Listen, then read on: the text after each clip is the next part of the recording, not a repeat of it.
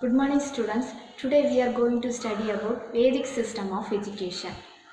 The Vedic period was between 1500 BC to 600 BC. Our late Prime Minister Jawaharlal Nehru in his Discovery of India mentioned that the oldest book in the history of mankind was the book of Rig Veda. The word Veda was derived from Sanskrit word Vid, which means to know. So Veda means knowledge. The Vedic education was based on getting knowledge.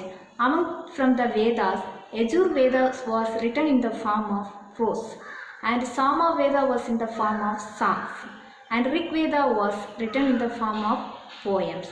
Similarly, Atharva Veda was for the medicinal use and warfare.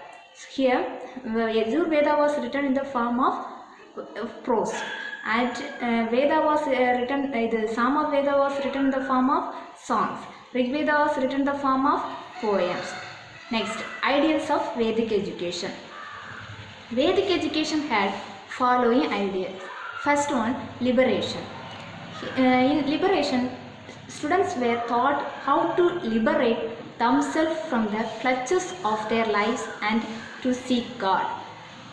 The true education during the Vedic period was to show the path of godliness, and it was considered as the third eye to reach God. Then, second ideal, control of mind.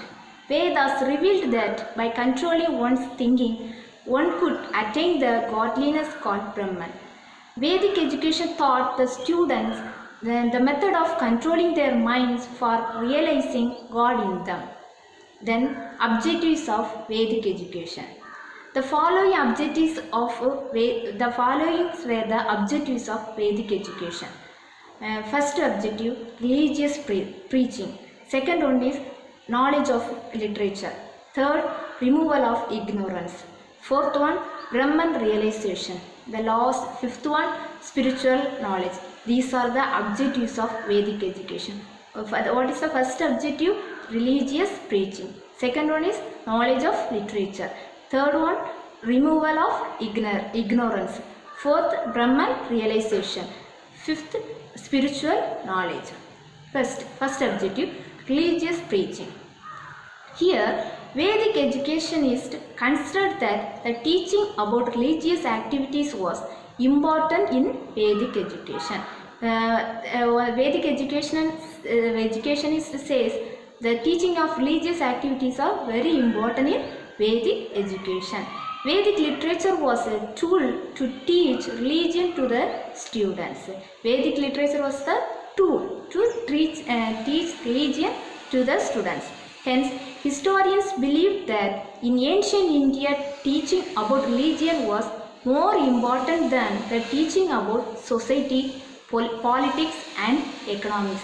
The historians believe that in ancient India, teaching about religion was more important than compared with society, politics and economics. Second objective, knowledge of literature. The Vedic education considered the teaching of literature as the method of seeking God. Moreover, the Vedic Pandits were of the opinion that gaining knowledge was not for own knowledge's sake, but for knowing God and to reach the heaven for uniting one's soul with Parabrahma. Okay. Third objective, removal of ignorance. It was the aim of Vedic education to make the students realize God and the human souls were one and the same. Second point, so Vedic education was the only way to uniting his soul with God. This is the removal of ignorance. This is the third objective in Vedic education. Next, Brahman realization. According to Vedic education, we could not realize God through our material knowledge. According to the Vedic education, we could not realize God through our material knowledge. Then man had to seek the advice of a teacher or a guru for realizing God in him. So that the aim of any education in Vedic period had to be the realization of Brahman or God.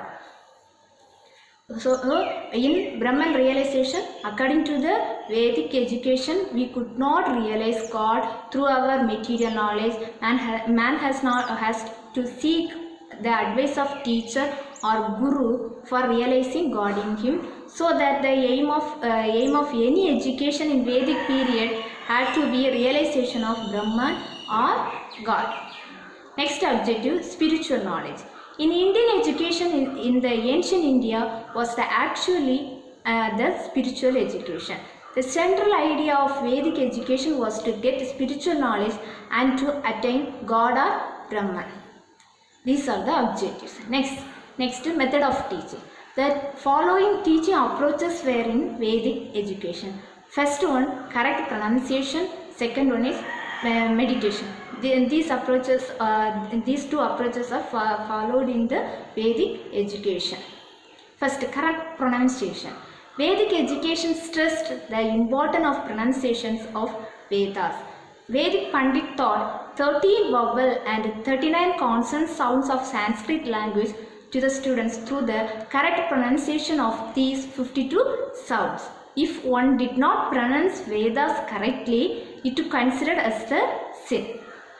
In first teaching approach in Vedic education is correct pronunciation. Here Vedic education stressed the importance of pronunciation of Vedas. Vedic Pandit taught 13 vowels and 39 consonant sounds of the Sanskrit language to the students through the correct pronunciation of 52 sounds. If one did not pronounce the Vedas correctly, it is considered as a sin. Second teaching approach, meditation.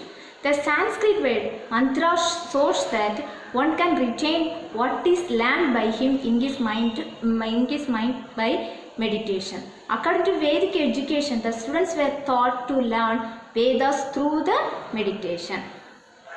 Then curriculum. In Vedic education, students were taught religious education method of teaching others medically, astrology, and make any logical argument with other in the debate. By logical arguments, students understand themselves and understood the truth. Next, education for all. In Vedic period of education was given to all castes, and it was believed that the Vedic Pandit Mahindas, who was called as was a Dalit. So, in education for all, in the Vedic period of education was given to all castes who belongs to all caste people. Then this Vedic education gives importance to women's education also. In women's education, the Hindu religion in ancient India, women had to take part in all religious activities, and hence women were given in Vedic education. Some women became enlightened and people called the Rishika. This was the title similar to the Rishi of men. Then Vedic system of education. The following was the system of education followed in Vedic period. First one, Gurukula system. Second, teacher or guru. Third, duties of disciples. Fourth, Guru Shishya's relationship. In Gurukula system, as mentioned by the historian R.N. Tagore, students in the Vedic period went to their guru to stay with him as their family members till they completed their education. Then the students became the member of Gurukula system and followed celibacy till they complete their education.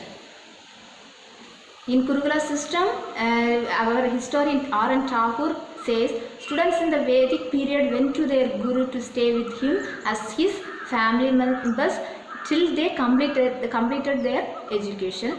The students became a member of Gurukula system and followed celibacy or brahmacharya till they are completed their education. Then teacher or guru. First, the second system of Vedic system of education, teacher or guru. In the Gurukula system, the teacher or guru was considered to be an exponent in Vedas, logic, and he knew all about their religions and that prevailed in those days. He took the responsibility for the education of his students in Gurukula system, and he considered his students as his son. Third, duties of disciples. The students had to look after the house of the Guru, and they had to help the Guru in his prayers daily. They had to help alms for their people and to prepare food for their Guru and themselves. The students had to eat simple food, and they had to be obedient to the Guru. Next, Guru-Shishya's relationship. The students considered their teacher as their father, and the teacher treated his students with care, but he was very strict to them. The teacher was very strict to their students. The teacher took full responsibility for their education and molded them for the best students. These are the system of Vedic system of education. What are the Gurukula system of education? Teacher or Guru, duties of disciple, the Guru-Shishya relationship. Okay, students, have you understood? Thank you.